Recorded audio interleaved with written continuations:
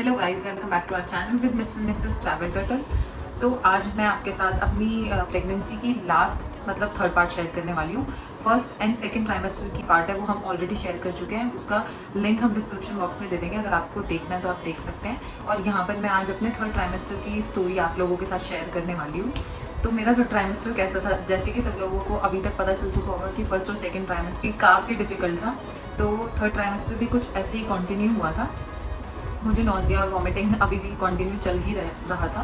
बस फ़र्क इतना था कि जब भी मैं वॉमिटिंग के लिए मेडिसिन ले रही थी तो मुझे उससे रिलीफ मिल रहा था और मैं थोड़ा बहुत कुछ खाना डाइजेस्ट कर पा रही थी। और सरप्राइजिंगली आप लोग सोच रहे होंगे आज मैं इतना तैयार हुई हारों के क्यों बैठी हुई हूँ।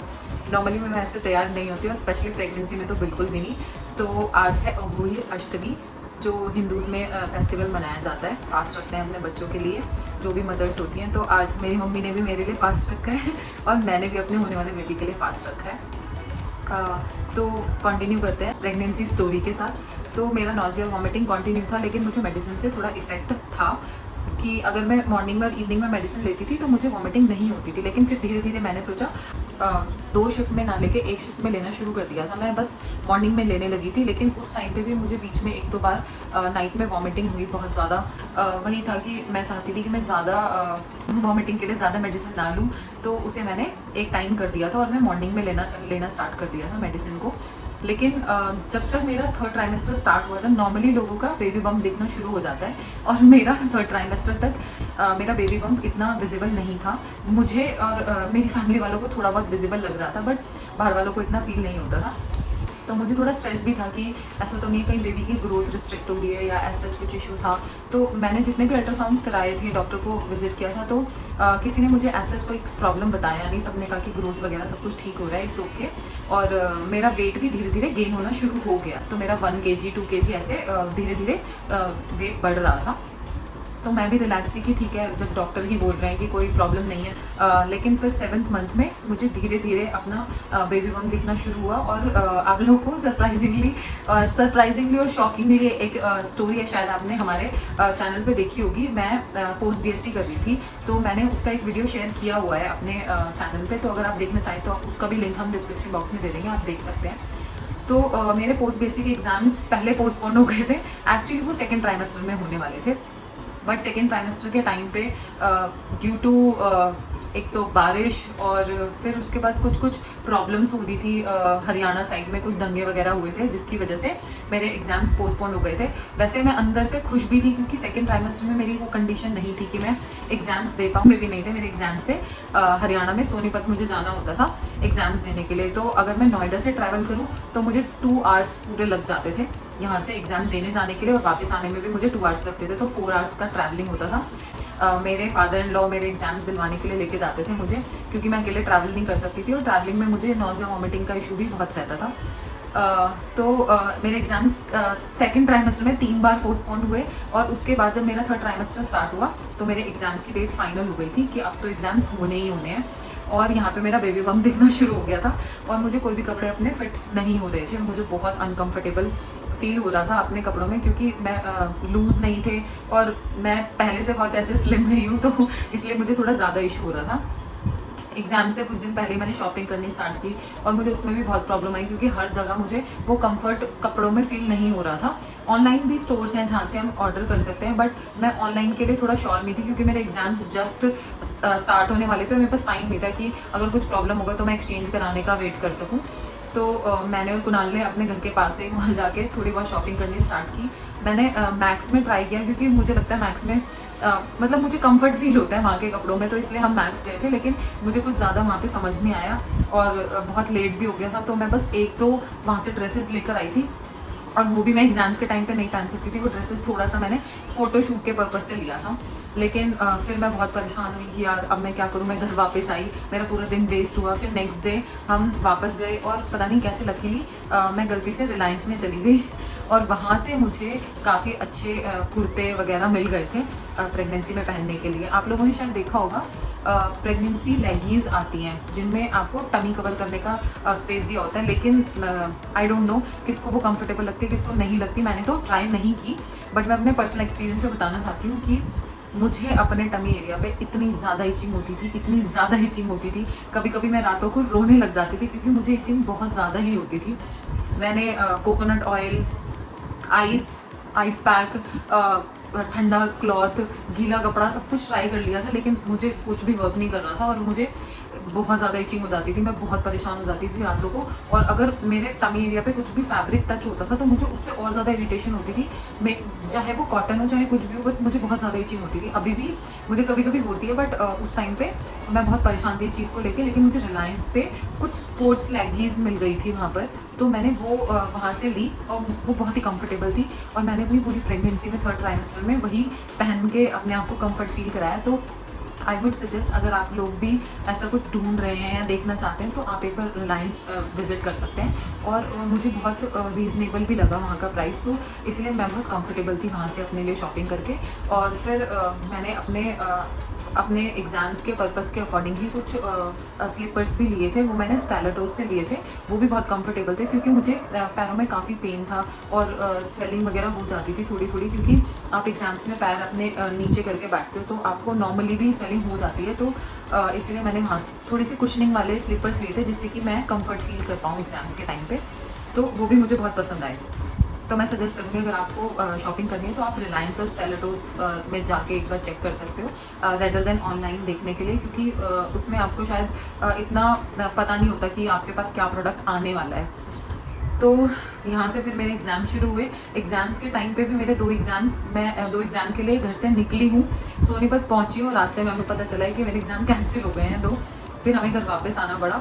लेकिन लकीली मेरे एग्ज़ाम्स प्रैक्टिकल सब कुछ बहुत अच्छे से हो गया था, और मेरे फादर इन लॉ ने मेरी बहुत हेल्प की थी एग्ज़ाम्स के टाइम पे। वो बाहर मेरा 3 आवर्स वेट करते थे और मैं एग्ज़ाम करके आती थी, फिर पापा मुझे घर लेके आते थे, और लंच भी हम अपना घर से लेके जाते थे क्योंकि मैं बाहर का खाना खाने में बिल्कुल भी कंफर्टेबल नहीं थी। मुझे नॉज़िया वॉमिटिंग का इशू बहुत ज़्यादा था, इसीलिए तो मैं अपने घर से लंच लेके जाती थी और वापस आके वही खा के आती थी। आज के टाइम पे बताऊँ तो मेरा रिजल्ट भी आ चुका है। मैं अब पोस्ट बीएससी कर चुकी हूँ, फाइनली मेरी पोस्ट बीएससी कंप्लीट हो गई है, and I am so happy with this news.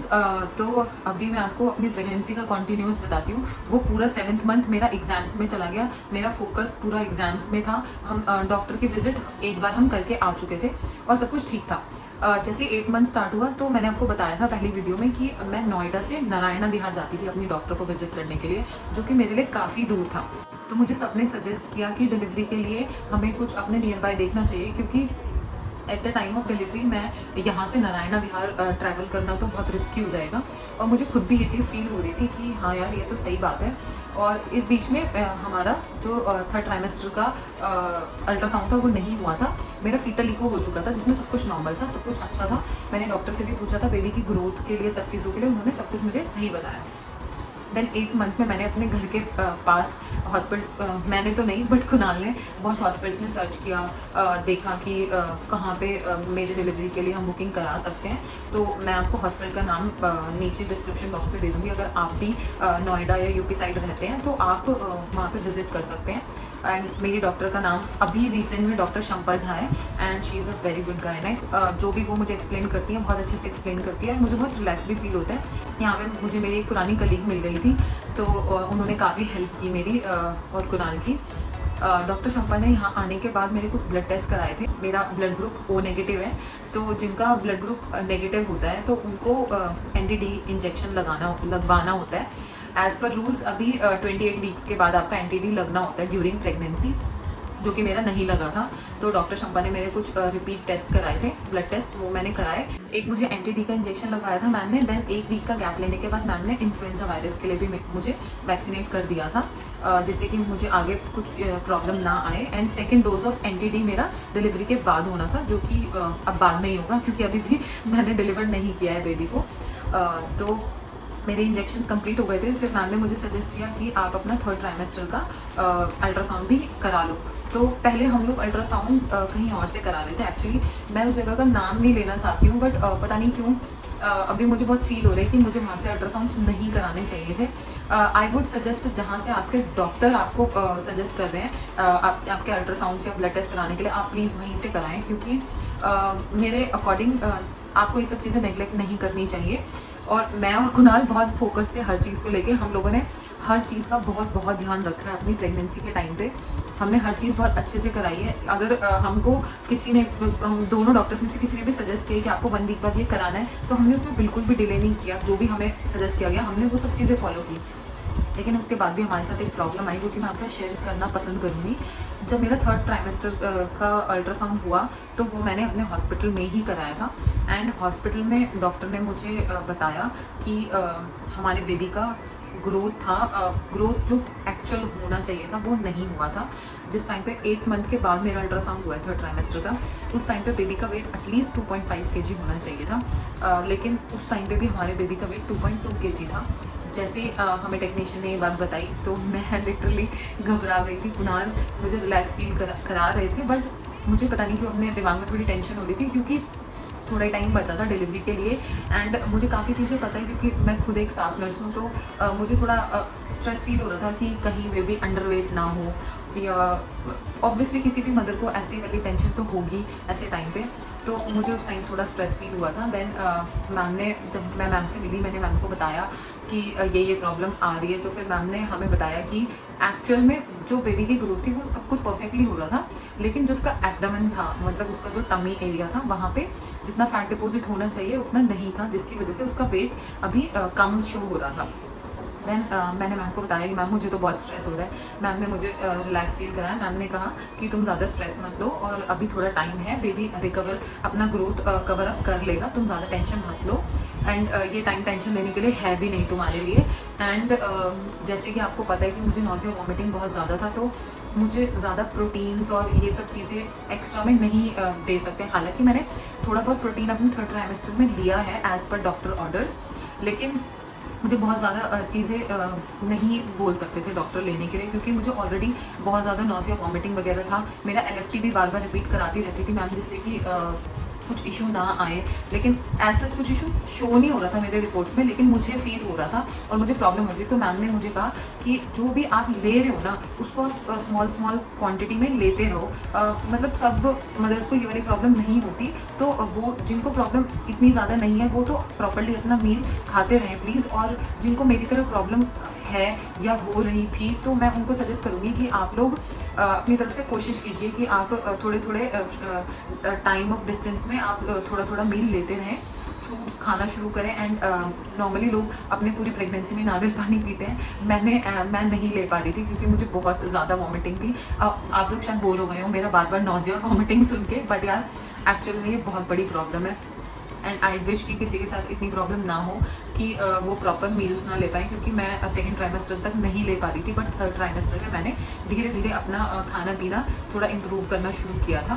फिर थोड़े टाइम बाद मैम ने मुझे रिपीट अल्ट्रासाउंड कराने के लिए कहा था। वैसे वो मेरा लास्ट अल्ट्रासाउंड था, लेकिन मैम ने मुझे फिर रिपीट अल्ट्रासाउंड कराने के लिए कहा था, क्योंकि वो चेक करना चाहती थी कि कहीं बेबी की ग्रोथ रिस्ट्रिक्ट तो नहीं हो रही है। देन जब हमारा रिपीट अल्ट्रासाउंड हुआ, तो उसमें हम लोगों को पता चला कि बेबी का जो वेट है वो तो 2.5 हो गया, लेकिन जो उसके टमी एरिया पे जो फैट डिपॉजिट होना था वो अभी भी पहले के जैसा ही चल रहा था, उसमें कुछ बहुत ज़्यादा इम्प्रूवमेंट नहीं थी। एंड अभी हमें डॉक्टर ने बताया कि उसकी नोज़ थोड़ी फ्लैट है। नॉर्मली उन्होंने बोला जो मंगोलियंस होते हैं उनकी नोज़ फ्लैट होती है, बट हमारे बेबी की भी उन्होंने नोज़ फ्लैट बताई। तो मेरे को उस टाइम पे लिटरली मैं बेड पे लेटी हुई थी, एंड मुझे अपनी आंखों में आंसू आ रहे थे कि यार हर बार मैं अल्ट्रासाउंड कराती हूँ, पता नहीं क्यों नई प्रॉब्लम क्रिएट हो रही है। बट कुणाल ने मुझे बताया, बोला कि तुम सब कुछ भगवान जी के ऊपर छोड़ दो, सब कुछ अच्छा होगा, कोई टेंशन लेने की ज़रूरत नहीं है। मेरी फैमिली ने भी मुझे यही सजेस्ट किया। एंड मेरे दोनों लास्ट के जो अल्ट्रासाउंड हुए हैं, दोनों में बेबी के नेक पे कॉर्ड का एक लूप बना हुआ था, जिसके लिए अभी डॉक्टर ने ऐसा कुछ मुझे बोला नहीं। बट मेरे को इन सब चीज़ों को लेके थोड़ा सा स्ट्रेस तो हो ही रहा। अब बिल्कुल एंड टाइम आ गया और ऐसी ऐसी प्रॉब्लम्स आपको पता चलती है, तो आपको स्ट्रेस थोड़ा होता है।